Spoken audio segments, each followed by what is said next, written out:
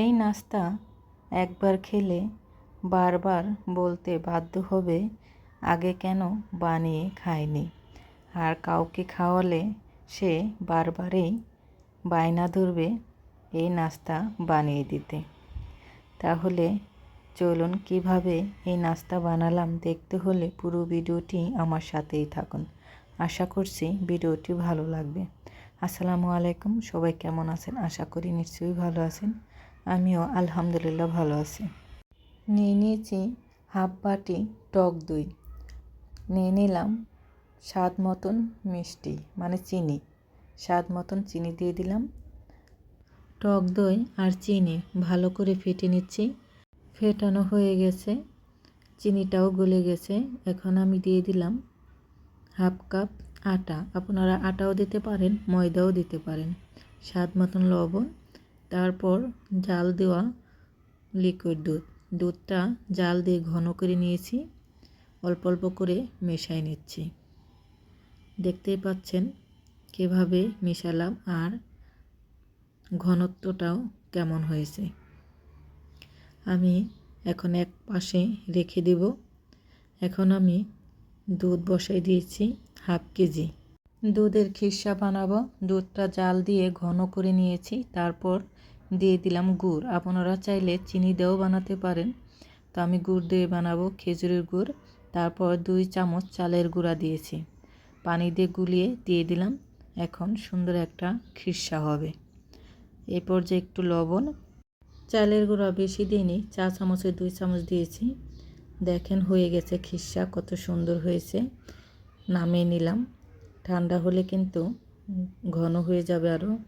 এখন আমি প্যানকেকের মতন কেকগুলো বানিয়ে নিচ্ছি।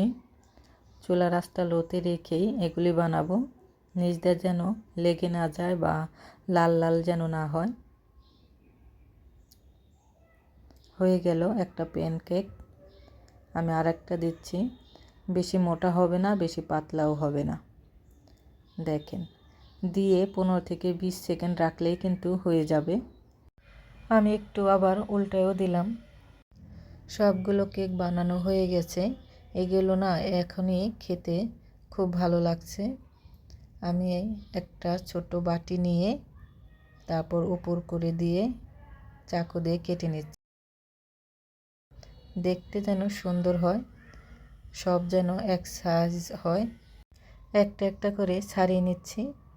এক পাশে রেখে দিলাম। সেই যে খিরসা বানিয়ে রেখেছিলাম, একটা করে কেক দিব, 1 চামচ করে খিরসা দিব। আবার একটা কেক দিচ্ছি, আবারও 1 চামচ করে খিরসা দিচ্ছি। খিরসাটা যত বেশি হবে খেতে কিন্তু তত ভালো লাগবে। আর কেকটা কিন্তু এমনিতেই মজা হয়েছে, টক দই দিয়ে বানানো হয়েছে যে। তো উপর দিয়ে আমি গুঁড়া দুধ দিয়ে দিচ্ছি সুন্দরের জন্য, আর খেতেও খুব ভালো লাগে। গুঁড়া দুধের স্মেলটা খুব ভালো লাগে আর দেখতেও সুন্দর হয়েছে। আমি কেটে দেখাচ্ছি কতটা লোভনীয় হয়েছে। একবার খেলে বারবার খেতে ইচ্ছা করবে, এতটাই মজা হয়েছে। দুধ দিয়ে যখন খিরসা বানাবেন, দুধটা বেশি দিয়ে ঘন করে খিরসাটা বানালে খিরসাটা মজা হবে আর খাবারটাও অনেক মজা হবে। তো আজকের রেসিপিটা কেমন লাগলো? ভিডিওটি যদি ভালো লাগে লাইক কমেন্ট করবেন, শেয়ার করবেন, ফেসবুক পেজটা ফলো দেবেন। ইউটিউব চ্যানেলটা যারা দেখতেছেন প্লিজ আমার ইউটিউব চ্যানেলটা সবাই সাবস্ক্রাইব করবেন।